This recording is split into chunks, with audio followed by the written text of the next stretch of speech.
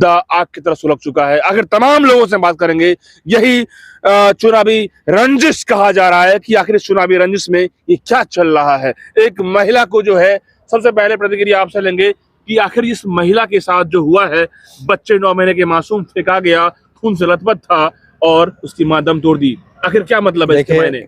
घटना के प्रति संवेदना विपक्ष जताती है। हाँ।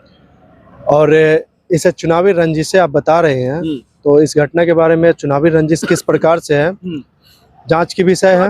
जांच की विषय है। अगर चुनावी रंजिश है और इतने मानवीय घटना को कोई अंजाम दे रहा है तो उसे सजा मिलनी चाहिए, चाहे वो जो भी हो। क्या लग रहा है इस मुद्दे को लेकर, कितना सेंसिटिव लग रहा है ये मुद्दा? देखिए, ये मुद्दा आप देख रहे हैं, इन्होंने कहा सहानुभूति जताई, चलिए बहुत अच्छा है सहानुभूति जताई, लेकिन घटना की शुरुआत कैसे हुई ये आप नहीं जानते हैं। घटना की शुरुआत ऐसे हुई, झूठ नहीं बोलिए, कि चुनाव के दिन एक गांव के एक लोग के घर पे झंडा टंगा हुआ था बीजेपी का।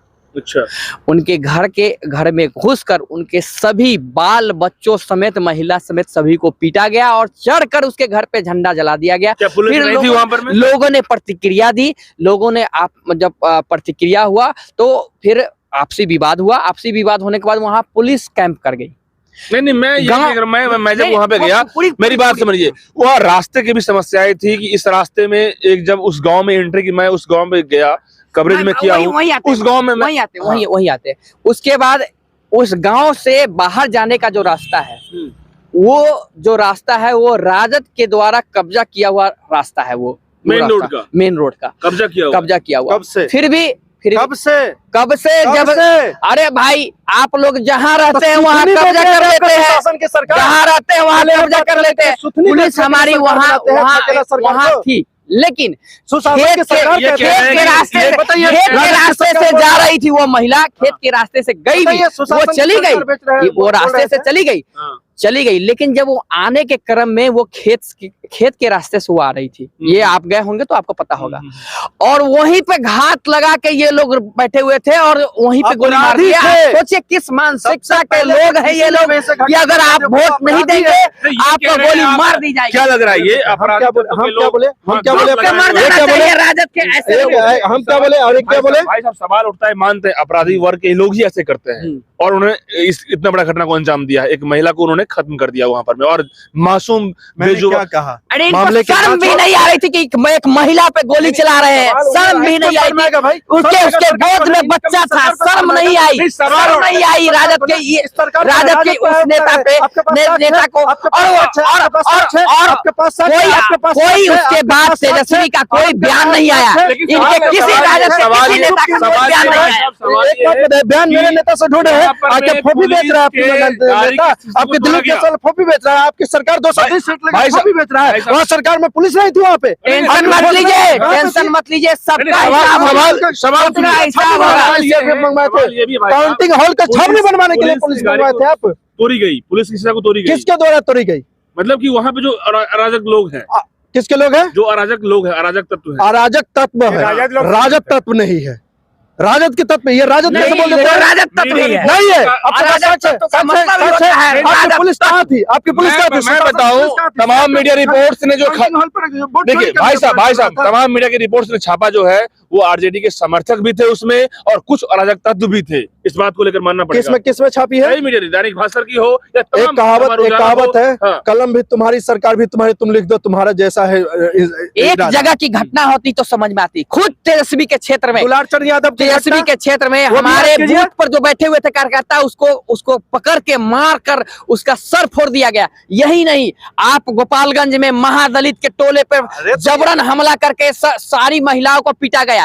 यही नहीं, मुजफ्फरपुर में सभी लोगों को जो लोग इनको वोट नहीं दिए उनको पीटा गया। सहरसा में पीटा गया, आपको मधेपुरा में पीटा गया, अररिया में पीटा गया। ये क्या बात करते हैं? इनको वोट नहीं देने का जबरन मामला आ रहा है कि जब आप वोट। अरे भाई, ये बोल रहे हैं ना, आप कैमरा लेकर के वहाँ पहुंचिए और फिर इनके पास पहुंचिए। मैं तो वहाँ पहुंचा।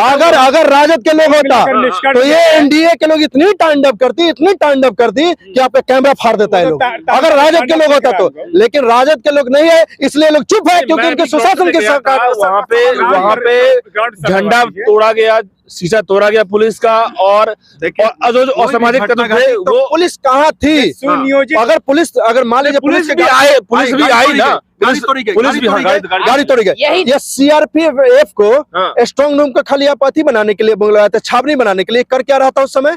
आप सुशासन की दावा करते हैं और आपसे एक मुजरिम नहीं पकड़ाता। आचार संहिता में क्या मुजरिम? एक मिनट, सिर्फ एक ही बात कहेंगे। इसके बाद इनका हिम्मत देखिए, इनके राजद के जो एमएलसी सुनील जी का बयान क्या आया कि जेएनजी बनाएंगे यहाँ, नेपाल और बांग्लादेश बना देंगे। इसका मतलब समझ रहे हैं आप कि रोड पे चल के ये आज भी इनका आप बयान, अभी भी बयान था कि हम लोग रोड पर सड़क पे संघर्ष करेंगे, सदन पे संघर्ष करने के लिए तो कुछ बच्चा नहीं है, कुछ बच्चा नहीं है। अब सड़क पे कौन सा संघर्ष कीजिएगा कि लोगों को पकड़ पीटिएगा, लेकिन ऐसा होने नहीं देंगे, ऐसा होने नहीं देंगे। क्या लग रहा है आप नीतीश कुमार से क्या दिखना चाह रहे हैं इस मुद्दे पे? एक महिला के साथ जो एक मिनट, ये कह रहे हैं होने नहीं देंगे, किसी का बाप का लोकतंत्र है क्या? होने नहीं देंगे। सड़क हमारा अधिकार है, संघर्ष के लिए हमारे वो जगह है। संघर्ष के लिए अहिंसा का होता है, मारपीट नहीं होता है।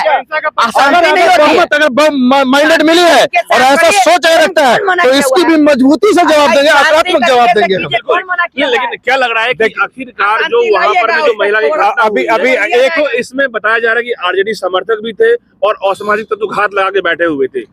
ये पूरा प्रकरण सुनियोजित था। ये पूरा प्रकरण सुनियोजित इस तरीके से था कि वहाँ पे वोट आरजेडी को नहीं पड़ा।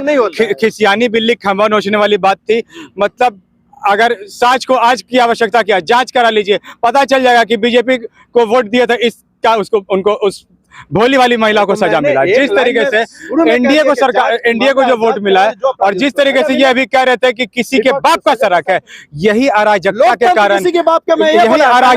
कारण ये लोग सत्ता से दूर रहते हैं, क्योंकि ये लोग तुरंत किसी के बाप पर दूर रहते हैं। जब ये सड़क पर जिस तरीके से अमर्यादित भाषा का इस्तेमाल ये लोग कर रहे हैं ना, इनसे यही उम्मीद की जा सकती है कि सरकार इनसे कोसों दूर थी।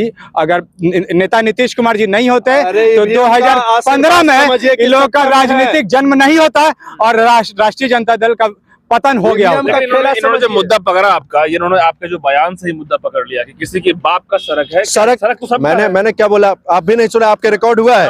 इन्होंने कहा कि चलने नहीं देंगे इस बार। तो लोकतंत्र में विपक्ष क्या इनके घर जाएगा?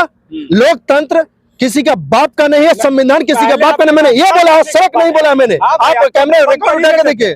आप ये जो बांग्लादेश बना देंगे, ये जो ये नेपाल बना देंगे, ये आखिर वहाँ हुआ क्या था? वहाँ क्या हुआ था? मैं इसे बस कर लिया। नहीं, मेरा सवाल ये है कि क्या इस तरह की घटनाओं को अब कंट्रोल पैनल क्या ये नई सरकार दे पाएगी?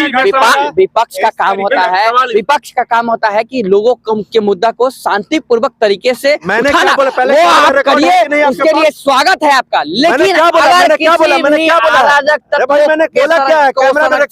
काम करेंगे या कोई भी काम करने की कोशिश करेंगे तो एनडीए की सरकार है, सुशासन की सरकार है, सब पे कार्रवाई होगी।